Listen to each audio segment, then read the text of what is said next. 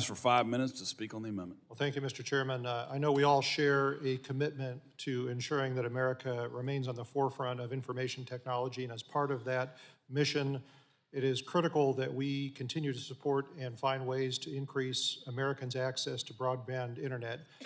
And that's a specific problem in rural parts of America like the one that I represent. It surprises a lot of people to find out that my district has 78% of its land mass that is federal land managed by agencies like the Department of the Interior and the Department of Agriculture. And those are the agencies that are responsible for reviewing and approving applications to deploy broadband and specifically broadband connectivity across federal property. But unfortunately, those agencies have been historically very slow to approve applications for leases on that federal land. So we here in Congress have tried to address that problem in the past by directing those agencies to develop a master contract to govern the placement of broadband infrastructure on property owned by the federal government. We've told them to use a common application form, and we've established a 270-day clock on federal agencies to process applications to place communications facilities on federal property.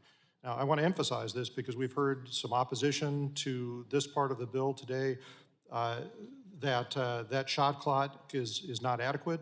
Folks, that is already federal law, that 270 days. These agencies are already required to comply with that, but unfortunately, there is no consequence when they fail to comply with that shot clock, and that's why this action is needed. So I want to thank the gentleman for Georgia for including my bill in this package today, H.R. 1836, the granting remaining applications not treated effectively or delayed, or we call the Granted Act, which creates a deemed granted remedy for applications to place infrastructure on federal lands that remain pending after that 270 days. So basically, we're just trying to incentivize these agencies to make sure those applications get processed in a timely manner. And there are exceptions for various incomplete applications and other scenarios that might hamper that effort. So I think this is going to meaningfully increase Americans' access to broadband internet by streamlining this permitting process. This is something that's been a priority for the administration. I think it's a priority for folks in rural America like the ones I represent.